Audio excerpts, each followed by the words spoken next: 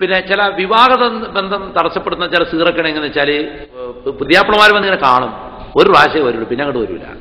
അങ്ങനെ പിന്നെ ഡസൻ കണക്കിന് ആളുകൾ വന്ന് കാണുകയും എന്നാൽ പെണ്ണിനുള്ള സൗന്ദര്യമുണ്ട്, പക്ഷേ വിവാഹം നടക്കൂല.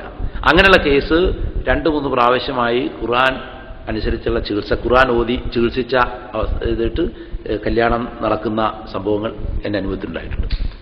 പിന്നെ വന്ന് കണ്ട അതേ പയ്യൻ വിവാഹം കഴിച്ചതായിട്ട്. അപ്പൊ എന്താ സംഭവിക്കുന്നത് വെച്ചാൽ ഇവിടെ സംഭവിക്കുന്നത് പിന്നെ ഈ യുവാവ് വന്ന് ഈ യുവതിയെ കാണുമ്പോൾ പിശാച് തഹയിലുണ്ടാകും. തഹയിൽ എന്ന് നമുക്കറിയാലോ, മൂസാ നബി ഇസ്ലാമിന്റെ എതിർക്കാൻ വന്ന സാഹർമാർ എന്ത് ചെയ്തത്, കയറും വടിയൊക്കെ ഇട്ട് പാമ്പാക്കി കാണിച്ചതുപോലെ ഈ സ്ത്രീയുടെ മുഖം ഒന്നിൽ വിരൂപമാക്കുകയോ അല്ലെങ്കിൽ ഒരു കിളവിയുടെ രൂപമൊക്കെ കൊടുക്കും. അപ്പോൾ കാണുമ്പോൾ ഈ ബാക്കി എല്ലാവർക്കും ഇഷ്ടമായിരിക്കും, പക്ഷേ ഈ യുവാവിന് നോക്കുമ്പോൾ ഒരു ഇഷ്ടപ്പെട്ട രൂപമല്ല. മാത്രമല്ല ഒരു മനസ്സിന് ആശ്വാസം ഉണ്ടാവില്ല, ഇനി അങ്ങോട്ട് പോകണ്ട എന്നുള്ള തോന്നുക. ഒരു പെൺകുട്ടി എന്നോട് പറഞ്ഞതെന്ന് വെച്ചാൽ, ഞാൻ ആരെങ്കിലും എന്നെ കാണാൻ വരുമ്പോൾ എൻ്റെ മുഖമൊക്കെ ഈ പ്ലാസ്റ്റിക് റബ്ബർ വലിച്ച് നീട്ടുന്ന പോലെ വലിച്ച് നീട്ടുന്ന അവർ അങ്ങോട്ടും ഇങ്ങോട്ടൊക്കെ വലിച്ച ഒരു പെൺകുട്ടി. ഗർഭം പോലും ധരിക്കില്ല, കാരണം ഗർഭിണിയാകുന്നതൊക്കെ ഈ ഉള്ളിലുള്ള ജിന്നിന് ഇഷ്ടമല്ല, ഗർഭിണിയാകുന്നതൊക്കെ. അപ്പോൾ അതുകൊണ്ട് ചിലപ്പോൾ ഗർഭമൊക്കെ അലസി പോകാനൊക്കെ അതിന് കാരണമാകാറുണ്ട്.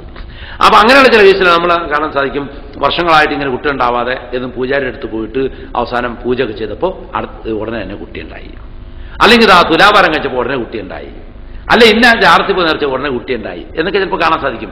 ഇവിടെ വാസ്തവത്തിൽ സംഭവിക്കുന്നതെന്ന് വെച്ചാൽ ഇങ്ങനെയുള്ള പ്രവർത്തനം മൂലം ഇവരിൽ ബാധിച്ചിരിക്കുന്ന ജിന്നങ്ങ് ഒഴിഞ്ഞു പോയി കഴിഞ്ഞാൽ പിന്നെ അവിടെ ഓക്കെ ആയി.